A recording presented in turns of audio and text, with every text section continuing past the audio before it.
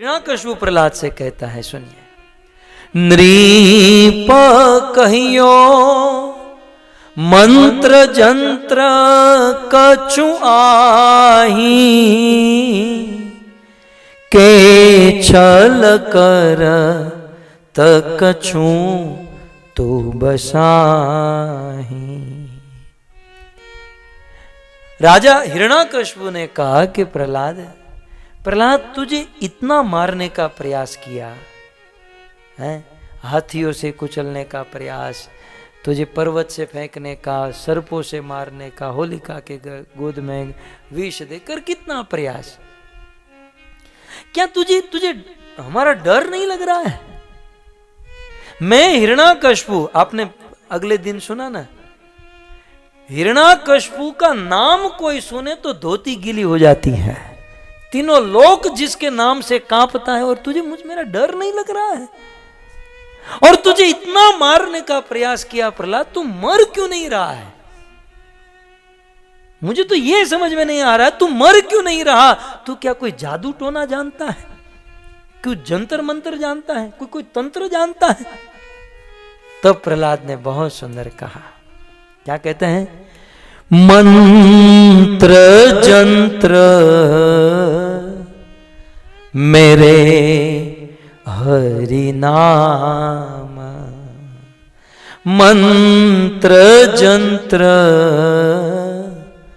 मेरे हरि नाम।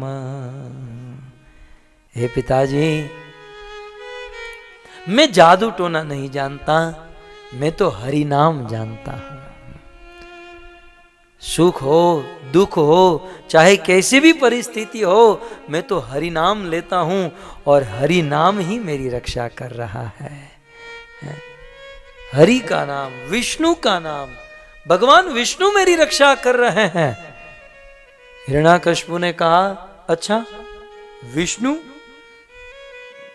विष्णु का नाम सुनकर हिरण्याकश्यप खोल गया, बोले विष्णु तेरी रक्षा करता है, कहां है तेरा विष्णु?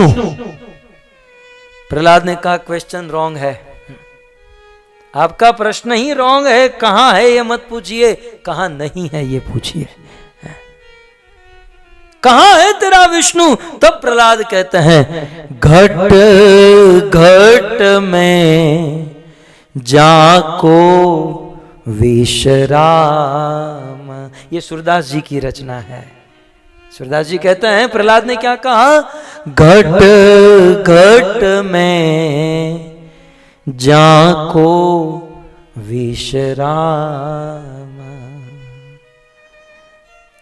पिताजी, मेरे भगवान विष्णु घट घट में है, कण कण में है, क्या बताऊं?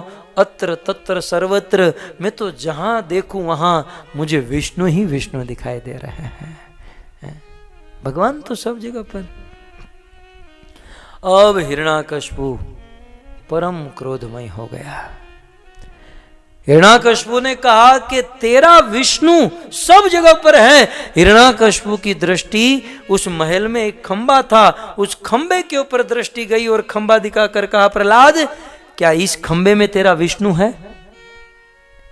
प्रहलाद ने कहा, पिताजी यदि सब जगह पर है तो उस खंबे में भी है, आज मैं तेरे विष्णु को देख लूंगा। हिरण्याकश्यप पूर्ण आक्रोश में, क्योंकि वैसे ही वो चिंता में था। हिरण्याकश्यप ने सोचा, ये मर मर के जीने से अच्छा है या मैं मर जाऊं या विष्णु को मार दूं। आज फैसला, आज आज आज धरती का गोला, या तो तेरा विष्णु नहीं या तेरा बाप नहीं है। आज मैं तेरे विष्णु को देखना चाहता हूं। हिरण्याकश्यप वज्र के समान अपनी मुष्टिका बनाया, और जैसे ही उस खंबे के ऊपर मारने गया, अवतार चरित्र के कवियों ने लिख दिया, वैशाख सुद चतुर्दशी, वैशाख सुद चतुर्दशी के दिन बिल्कुल वो खंबे के ऊपर हिरण्याकश्यप प्रहार करे, उसके पहले वो खंबा टूटा। खंबे में एक क्रैक हुई और खंबा टूटा। नारद मुनि कहते हैं, खंबे के टूटने के आवाज से सूर्य पूर्व में जा रहा था, पश्चिम में चला गया। नदियों का जल, समुद्र का जल आकाश को छूने लगा। देवताओं ने अपने कानों पर हाथ रख लिए, अप्सरा के नृत्य बंद हो गए। बोले ये इतना बड़ा कड़ाका, इतना बड़ा आवाज कहां से आया? और उस खंबे को तोड़कर भगवान नरसिंह देव प्रकट हो गए। श्री नरसिंह देव भगवान की। भगवान नरसिंह देव प्रकट हुए खंबे को तोड़कर। हिरण्याकशिपु देखने लगा कि ये है कौन है, क्योंकि भगवान नरसिंह देव की जीवा लपलपाती तलवार जैसी जीवा, भगवान नरसिंह देव के बाल आकाश को छू रहे हैं, भगवान नरसिंह देव के शरीर से करोड़ों प्रकाश का पुंज निकल रहा है, भगवान नरसिंह देव के नाखून तीक्ष्ण वज्र के समान, और भगवान नरसिंह देव की सहस्त्र सेना के समान सहस्त्र भुजा। हिरण्याकशिपु ने देखा कि ये आधा नर आधा सिंह, ये है कौन? लेकिन वह मूर्ख नहीं समझ पाया ये नरसिंह है।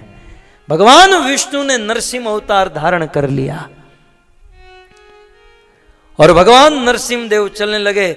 नारद जी कहते हैं कि नरसिंह देव की चलने की धमक से धरती डोलने लगी, ब्रह्मांड डोल। जैसे कोई गजराज हाथी किसी नौका पर अपना पांव रखे और नौका डोलने लगे, वैसे ये धरती डोलने लगी भगवान नरसिंह देव की धमक से।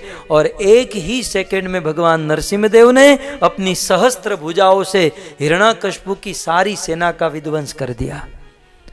और अब भगवान नरसिंह देव की दृष्टि हिरण्याकशिपु के ऊपर।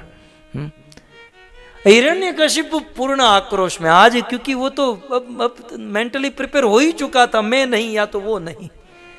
हिरण्याकशिपु के हाथ में गदा, भगवान नरसिंह देव के हाथ में गदा, और दोनों एक दूसरे के ऊपर टूट पड़े।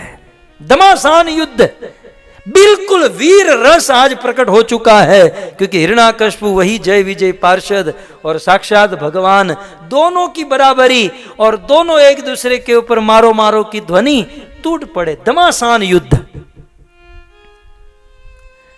सबसे पहले जैसे कोई गरुड़ सांप को पकड़ लेता है, वैसे भगवान नरसिंह देव ने गरुड़ की तरह सांप को पकड़ हिरण्याकशिपु को पकड़ लिया, लेकिन भगवान के हाथों से हिरण्याकशिपु भाग गया। गदा का प्रहार, एक दूसरे के ऊपर प्रहार, और प्रहार करते करते युद्ध करते करते करते संध्या का समय हुआ। भगवान ने देख लिया कि बस अब संध्या हो चुकी है। भगवान बस राह देख रहे थे कि संध्या कब हो। जैसे ही संध्या का समय हुआ, भगवान ने हिरण्याकशिपु को मारने का निश्चय कर लिया। क्यों? इस देश में कटती हुई गायों का संरक्षण करने के लिए, ऋषि मुनियों की बुझी हुई अग्नि को पुनः प्रज्वलित करने के लिए, आर्य संस्कृति ऋषि संस्कृति का पालन करने के लिए, और अपने भक्त राज प्रहलाद के वचन को सत्य करने के लिए भगवान ने हिरण्याकशिपु को मारने का निर्णय ले लिया। जैसे ही भगवान नरसिंह देव ने हिरण्याकशिपु को मारने का निर्णय किया, हिरण्याकशिपु के मस्तक के ऊपर गीध डोलने लगे, हिरण्याकशिपु के मस्तक से ताज गिरने लगा, हिरण्याकशिपु का दाया अंग फरकने लगा, हिरण्याकशिपु की मां दीति के स्तन से खून चूने लगा, हिरण्याकशिपु को पूर्ण प्रकार से अपशुकन होने लगे।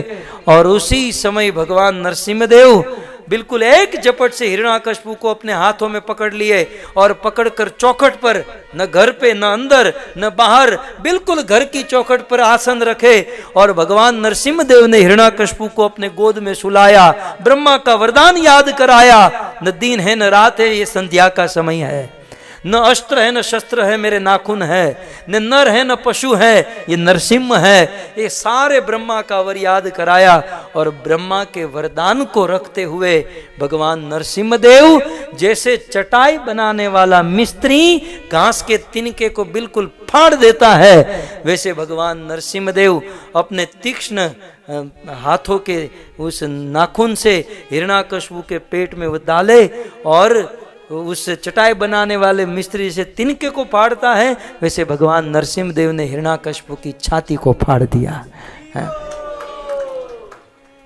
हिरण्याकशिपु की छाती को फाड़ा, बिल्कुल खून का फुव्वारा ऊपर हो गया, खून आकाश को छूने लगा, और देवता आकाश में प्रकट। लेकिन भगवान के इस विग्रह को देखकर बोले, हैं। ये हम लोग देवता इतने कांप गए क्योंकि भगवान नरसिंहदेव पूर्ण आक्रोश में थे, पूर्ण क्रोध में थे। कोई देवता भगवान नरसिंहदेव को हार माला पहनाने को नहीं आया। भगवान ने सोचा देवता न आए कोई बात नहीं, हिरण्याकश्यप की आंत को निकालकर माला के रूप में पहन लिया, क्योंकि सिंह के लिए ये शोभा माना गया है। और मनुष्य की आंत 22 फीट लंबी होती है, और हिरण्याकश्यप तो कितना बड़ा कि उसकी आंत तो कितनी बड़ी होगी। तो इस प्रकार भगवान नरसिंहदेव ने वो देवता नहीं आ पाए, लक्ष्मी जी को बुलाया कि पति कितना भी गर्म हो पत्नी के सामने बर्फ जितना ठंडा हो जाता है। लक्ष्मी जी आप चलिए, हाथ में माला लेकर लक्ष्मी आई। जब पति को देखा बोले पति तो मेरा है, इसमें कोई डाउट नहीं, लेकिन मूड बराबर नहीं है आज। लक्ष्मी भी पीछे चली गई। तब प्रहलाद के हाथ में माला दी गई, प्रहलाद महाराज ने माला पहनाई और सारे देवता भगवान की जय जयकार करने लगे।